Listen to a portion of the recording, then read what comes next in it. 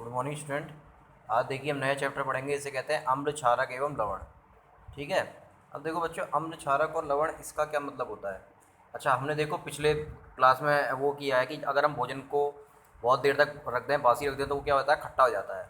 अब ये खट्टा किस वजह से होता है और क्या हुआ है इसके पीछे, इन सबको हम लोग क्या देखते हैं, अम्ल क्षार और लवण की कक्षा में हम इस लोग इसको समझेंगे कि भाई अम्ल क्या होता है, क्षार क्या होता है, लवण क्या होता है, इस सब के बारे में हम लोग देखेंगे। ठीक है बच्चों। अच्छा, आगे देखेंगे। देखिए, हम जानते हैं कि जो अम्ल होता है, अम्ल स्वाद में खट्टा होता है, और यही इसका पैमाना नहीं है। देखो, अगर सिंपल लैंग्वेज में कोई आपसे पूछे अम्ल का एग्जाम्पल देंगे तो आप कहेंगे भाई जितने भी खट्टे फल हैं सब वो अम्ल होते हैं। और सही बात भी है, वही उनमें अधिकतर अम्ल पाया जाता है, पर जो खट्टा फल नहीं होता उसमें अम्ल ना पाया जाए ऐसा ज़रूरी नहीं है। ठीक है। अब कई लोगों को क्या गलतफहमी होती है, विटामिन सी केवल उसी में पाया जाता है, खट्टी चीज़ों में नहीं, ऐसा ज़रूरी नहीं है। और में ही पाया जाता है, मिर्च में ही पाया जाता है। तो आज हम सबसे पहले क्या देखेंगे, इस चैप्टर में पूरा हम देखेंगे अम्ल और क्षार होते क्या हैं, अम्ल और क्षारों को कैसे अलग अलग किया जा सकता है, उनकी पहचान क्या होती है, तो कैसे पता करेंगे कि कहाँ अम्ल है या कुछ नहीं है। ठीक है। तो इसके बारे में देखते हैं, बहुत अच्छे अच्छे एक्सपेरिमेंट भी होते हैं इस पर। अब देख लेते हैं, देखो इसे एक बार। सबसे पहले देखिए कि अम्ल और क्षार में अब जो सामान्य अंतर है वो क्या होते हैं। तो अम्ल होते हैं वो स्वाद में क्या होते हैं, खट्टे होते हैं अधिकतर। अम्ल को अगर आप खाएंगे तो स्वाद में क्या होंगे, खट्टे होंगे। जैसे जो दही होता है खट्टा होता है, क्यों होता है, लैक्टिक अम्ल के कारण होता है। जो विटामिन सी होता है वो उसमें वो एब्सकॉर्बिक एसिड कहते हैं, इस वजह से क्या होता है, एस्कॉर्बिक एसिड की वजह से क्या होते हैं, फल खट्टे होते हैं। अलग अलग फलों में अलग अलग प्रकार का फल होता है। सेब में मैलेइक अम्ल होता है, इमली में टार्टरिक अम्ल होता है। तो ये सब समझ में आया। और वैसे ही लवण क्या होते हैं, स्वाद में जो होते हैं कड़वे होते हैं। सॉरी, क्षार। क्षार जो होते हैं स्वाद में कड़वे होते हैं। जैसे आपने देखा होगा कि जो डिटर्जेंट वगैरह होते हैं उनको अगर देखा जाए तो उसमें एक कसैला कड़वापन होता है। अब पता कैसे लगाता है, हम हर जगह तो हम चूज़ नहीं सकते इनको कि भाई ये देखना है भाई क्या है। तो इसको करने के लिए हम लोगों ने क्या तरीका अपनाया है, इस कुछ ऐसे सूचक, सूचक किसे कहते हैं, ऐसे पदार्थ जो कि हमें बताते हैं कि ये दिया गया पदार्थ अम्ल है या क्षार है, उसे हम कहते हैं सूचक। इन्होंने कहा है कि जैसे टर्मरिक एक सूचक है, हल्दी एक सूचक है। ठीक है। ऐसे ही आर्टिफिशियल सूचक भी होते हैं जो हमने बनाए, मिथाइल ऑरेंज है, फिनॉप्थलीन है, जिनके बारे में बड़ी कक्षा में पढ़ेंगे। ठीक है। अच्छा, अब देखो क्या होता है, जब अगर मान लिया आपके कोई अगर ख़राब हो जाता है, मतलब दाल गिर गई या चाय गिर गई, तो आपकी मदर क्या करती होगी, आप खुद भी बड़े हो गए हैं, आप क्या करते होंगे, उसको क्या करते होंगे, धोते होंगे। धोते किससे, डिटर्जेंट से। अब क्यों होता है ऐसा, देखो क्योंकि बेटा सीधी सी बात है, आप लोग समझिए इसको कि जो जो हमारे भोज्य पदार्थ होते हैं तो उसमें अम्लीय गुण पाया जाता है। तो उसको ख़त्म करने के लिए हमको क्या करना पड़ेगा, ऊपर से क्षारीय गुण लाना पड़ेगा। तो इसलिए क्या करेंगे भाई, हम लोग क्या करेंगे, जो अम्ल है उसको न्यूट्रलाइज करने के लिए ऊपर से जो है हम लोग क्या करेंगे, उसमें डिटर्जेंट लगाएंगे, इसमें क्षारीय प्रवृत्ति है, उसको साफ़ कर देंगे। ऐसे ही एक लिटमस पेपर भी होता है। लिटमस पेपर क्या करता है, ब्लू से अगर वो लाल हो जाए, नीले से लाल हो जाए, तो क्या होता है, वो अम्ल का सूचक होता है। और लाल से नीला हो जाए तो ये किसका सूचक होता है, क्षार का सूचक होता है। ठीक, तो इस तरह आप लोग समझ सकते हैं इसे। ठीक है। अम्ल और क्षार के रासायनिक गुणधर्मों को समझना है। इन्होंने क्या प्रयोगशाला बताया है। अब प्रयोगशाला तो हमारे पास है नहीं ना, अभी खोलने की कोई उम्मीद है। आप ऐसे ही समझिए कि जितनी भी खट्टी चीज़ें होती हैं उनको अम्ल बोलते हैं, और एक तरीका ये है, दूसरा तरीका क्या है, हम लोग इनको प्रयोगशाला में प्रयोग कर सकते हैं। ठीक है। आपको समझ में आ गया। अब एक और उदाहरण देता हूँ आपको।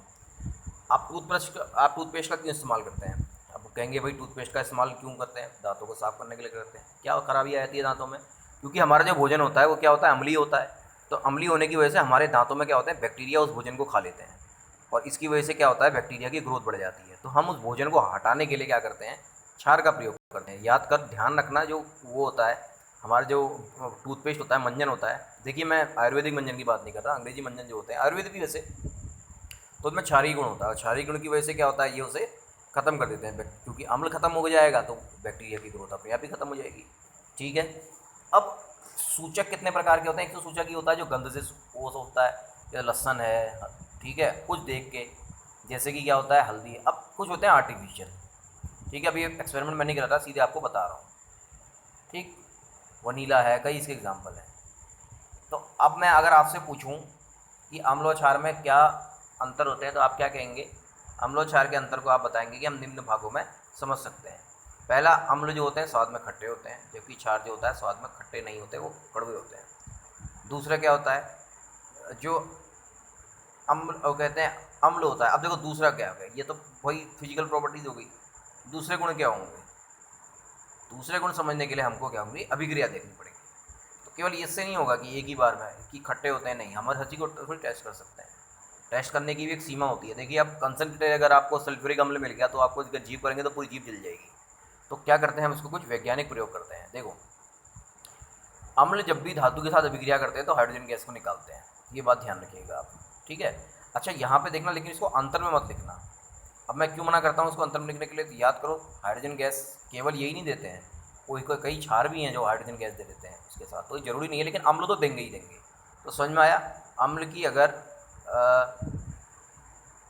अगर धातु के साथ अभिक्रिया होगी तो वो क्या करेगा, हमेशा वो देगा, एक हाइड्रोजन गैस को निकालेगा। जैसे उदाहरण देता हूँ, HCl की अगर आपने जिंक के साथ रिएक्शन कर दी तो HCl जिंक के साथ रिएक्शन करके क्या देगा, ZnCl2 देगा। वो हमने नहीं मतलब, लेकिन हमें मतलब है हाइड्रोजन गैस जरूर देगा, ठीक है। तो इसको आप ऐसे समझ सकते हैं। अब इन्होंने दिया हुआ है, इन्होंने देखा दानेदार जिंक के टुकड़ों पर तनु सल्फ्यूरिक अम्ल, देखो HCl लिया हमने, उसमें HCl में कर दिया जिंक डाल दी, और उसके बाद देखो क्या होगा, पॉप ध्वनि आएगी। तो पटपट ध्वनि या पॉप ध्वनि, ये पॉप ध्वनि आएगी तो हाइड्रोजन के बुलबुले हैं, ऐसा तो जल में है। हमने क्या करा, हाइड्रोजन गैस, हमने एक परखनली ली, उसमें सल्फ्यूरिक अम्ल को डाल दिया जिंक के साथ। इन्होंने सल्फ्यूरिक अम्ल को डाला, कोई बात नहीं, मैंने HCl से आपको बताया था, एक ही बात है। जब नीचे आएगा तो उससे क्या होगा, उसमें हाइड्रोजन गैस निकलेगी जो पॉप साउंड के साथ बर्न होती है, ठीक है। उसको गर्मी देगा तो सब आवाज़ आएगी, चटर चटर का इन्होंने। तो सूत्र क्या हो गया, अम्ल की अगर लवण के साथ कभी भी अभिक्रिया कराई जाएगी तो अम्ल के साथ अगर धातु के साथ अभिक्रिया कराई जाएगी तो लवण देगा, हाइड्रोजन गैस देगा। लेकिन ध्यान रखना बच्चों, एक बात ध्यान रखिएगा आप लोग, ये अंतर में मत लिखना, क्योंकि कई बार क्या होता है, इन्होंने दिया भी हुआ, देखो। अच्छा अब देखो ये तो क्षार है NaOH, तो क्षार ने भी जिंक के साथ रिएक्शन करके सोडियम जिंकेट दिया और H2 गैस दे दी। तो ध्यान रहे इस बात का, ठीक है, कि जरूरी नहीं है ऐसा होगा, मतलब ऐसा होगा ये बात है, लेकिन इसको अंतर के तौर पर मत लिखिएगा आप। आगे देखते हैं, धातु कार्बोनेट तथा धातु हाइड्रोजन कार्बोनेट अम्ल के साथ कैसे अभिक्रिया करते हैं। तो हमने एक डिफरेंस और दे दिया। पहला डिफरेंस हमारा क्या था, अम्ल स्वाद में खट्टे होते हैं और ये क्या होते हैं, कड़वे होते हैं। दूसरा डिफरेंस हमारा क्या होगा, धातु जो होते हैं वो कार्बोनेट के साथ अभिक्रिया करके वो जो अम्ल होते हैं वो अम्ल के साथ अभिक्रिया करके जो होते हैं, धातु जो होते हैं वो हाइड्रोजन गैस को निकालते हैं, ये भी हाइड्रोजन गैस। तो ये डिफरेंस तो नहीं हुआ, ठीक है। अब क्या है, इसके बाद धातु कार्बोनेट और धातु हाइड्रोजन कार्बोनेट अम्ल के साथ कैसे अभिक्रिया करते हैं, इसको देख लीजिए। अब देखिए इसके लिए क्या करना पड़ेगा, अब आपको रिएक्शन लेनी पड़ेगी। ये परखनली सब छोड़िए, आप क्या करेंगे, सीधे रिएक्शन याद करेंगे कि हाइड्रोजन कार्बोनेट की अगर HCl के साथ अभिक्रिया होगी तो क्या आएगा, NaCl H2O। और ये अब ये कैसे आया ये समझ सकते हैं। देखो हाइड्रोजन कार्बोनेट क्या है, क्षार है, HCl क्या है, अम्ल है। जब भी अम्ल और क्षार की अभिक्रिया होगी तो क्या बनेगा, उसमें लवण बनेगा और जल बनेगा, ठीक है। तो ये हमने आज थोड़ा बहुत कुछ पढ़ा था, उसको हम देखेंगे। सेम बाइकार्बोनेट के साथ भी ऐसे ही होगा। बाइकार्बोनेट क्या है, वो है क्षार है, ये क्या है, अम्ल है। तो लवण, और देखो लवण और जल तो निकलेगा ही, लवण तो निकलेगा ही, जल और CO2 भी निकलते हैं साथ, तो वो अलग बात है। CO2 हमेशा नहीं निकलेगा, ध्यान रखना बच्चों, ठीक है। तो आज हमने इतना देख लिया, कल हम क्या करेंगे, बाकी चैप्टर को देखेंगे। धन्यवाद बच्चों।